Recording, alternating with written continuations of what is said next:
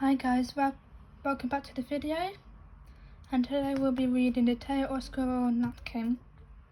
Let's start.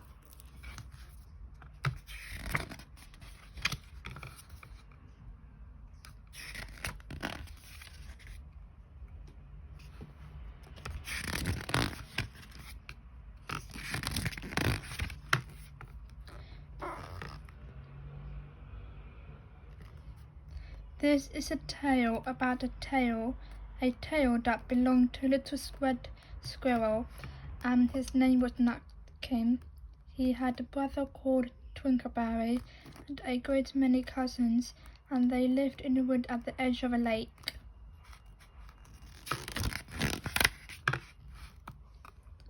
In the middle of a lake, there is an island covered with trees and nut bushes, and amongst those trees stands a hollow oak tree, which is the house of an owl who is called Old Brown.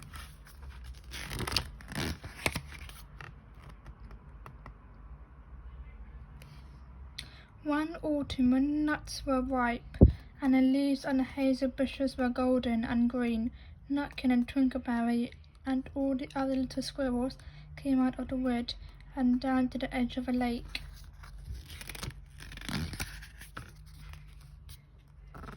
They made little rafts out of twigs, and they paddled away over the water to our island to gather nuts.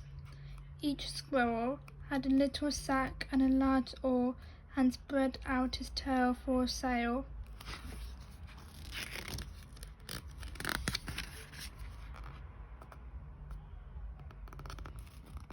They also took with them an offering of 3 fat mice as a present for Old Brown, and put them down upon this doorstep.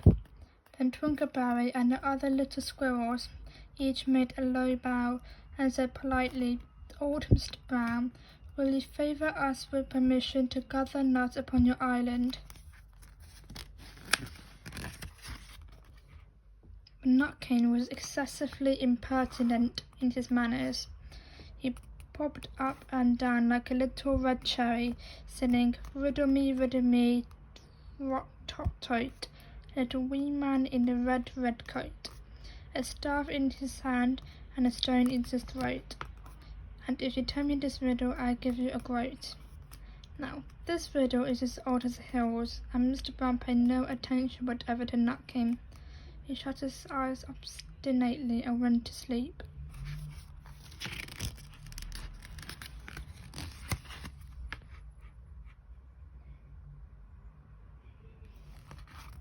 The squirrels filled their little sacks with nuts and sailed away home in the evening.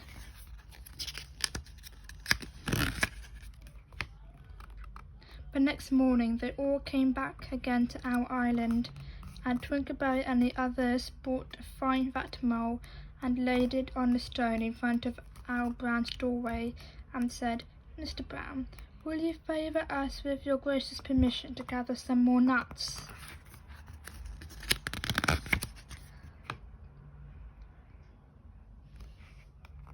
But Nutkin, who had no respect, began to dance up and down, tickling old Mr. Brown with the nettle, and singing, "Oh, Mr. B, riddle me wee, hitty-pitty with the wall, hitty-pitty with the wall, and if you touch hitty-pitty, hitty-pitty will bite you."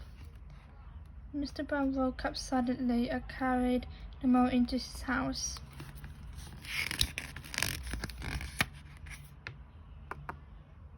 He shut the door in Nutkin's face. Presently a little thread of blue smoke from a wood fire came up from the top of a tree, and Nutkin peeped through the keyhole and sang, "A house full, a hole full, and you cannot gather a bough full."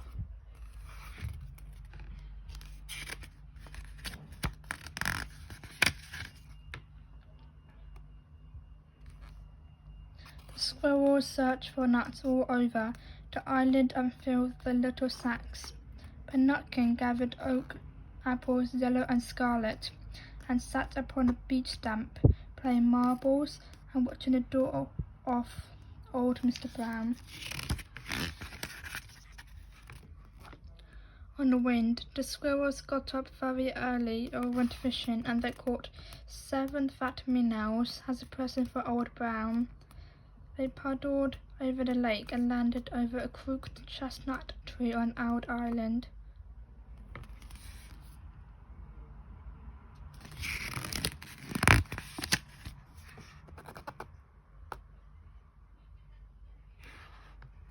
Twinkleberry and 6 other little squirrels each carried a fat minnow, but Nutkin had no nice manners, but no present at all. He ran in front, singing, "The man in the wilderness said to me, 'How many strawberries grow in the sea?' I answered him as I thought good, 'As many red herrings as grow in the wood.'" But old Mr. Brown took no interest in riddles, not even when the answer was provided for him.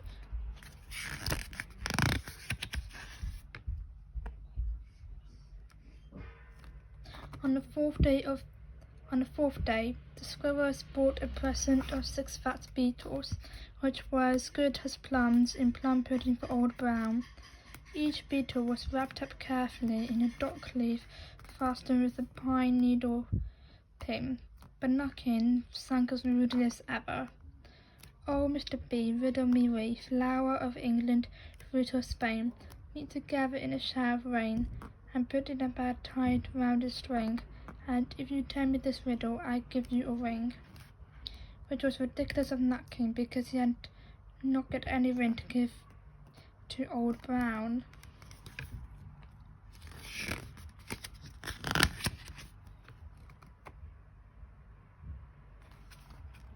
The other squirrels hunted up and down nut bushes, but Nutkin gathered robin's pin cushions of briar bush and stuck them full of pine needle pins.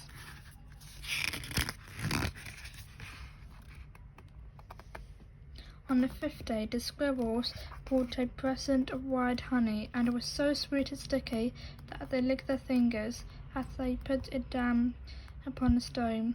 They had stolen it out of a bumblebee's nest on the tippity top of the hill, but Nutkin skipped up and down singing, "Humba bum, buzz buzz, humba bum buzz," as they went over Tippertine and met a flock of bonny swine, some yellow-necked, some yellow-backed.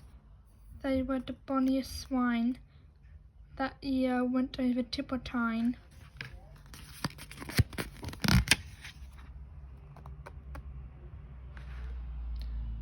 Old Mr. Brown turned up his eyes in disgust at the pertinence of Nutkin, but he ate up the honey.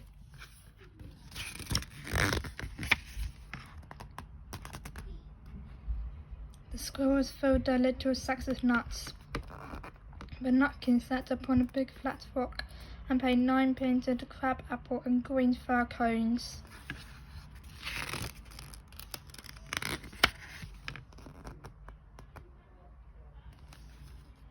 On the 6th day, which was Saturday, the squirrels came again for a last time, and they brought a new laid egg in a little rush basket, and the last parting present for Old Brown. But Nutkin ran in front laughing and shouting. Humpty Dumpty lies in the back, with the wise campaign round his neck. 40 doctors and 40 rights can put Humpty Dumpty to rights.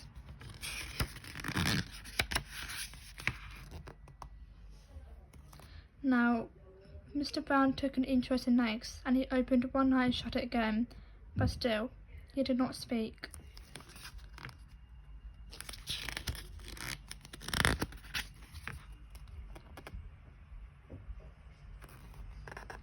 Nutkin became more and more impertinent. "Old Mr. B, hackamore on the king's kitchen door. All the king's horses and all king's men cannot drive hackamore at the king's kitchen door." Nutkin danced up and down like a sunbeam, but still Old Brown said nothing at all.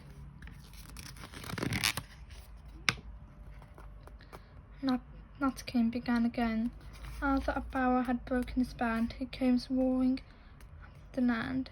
The king of Scots with Lord's power could not turn Arthur of the bower. Nutkin made a weary noise to sound like a wind.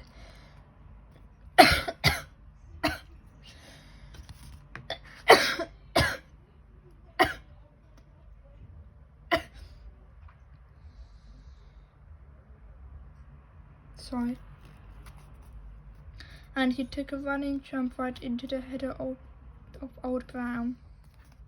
Then all at once there was a flutterment and a scufflement and a loud squeak.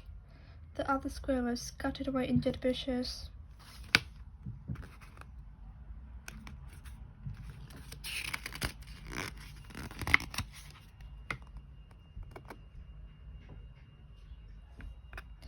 When they came back very cautiously, peeping around a tree, there was Old Brown sitting on his doorstep, quite still, with his eye closed as if nothing had happened.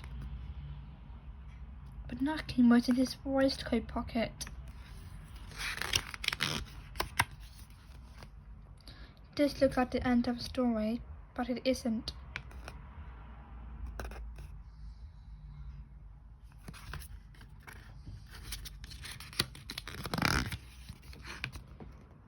Old Brown carried Nutkin into his house and held him by the tail, intending to skin him. But Nutkin pulled so very hard that his toe broke in two, and he dashed up the staircase and escaped out of the attic window.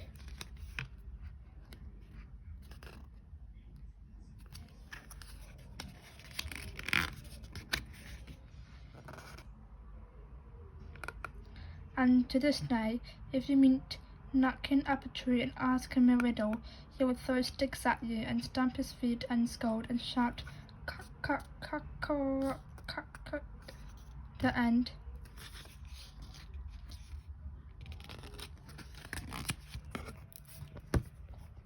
Okay, thank you for watching this video. Don't forget to subscribe, like, and comment which book should I do next. And there are also videos in a playlist, so don't forget to watch them. Bye.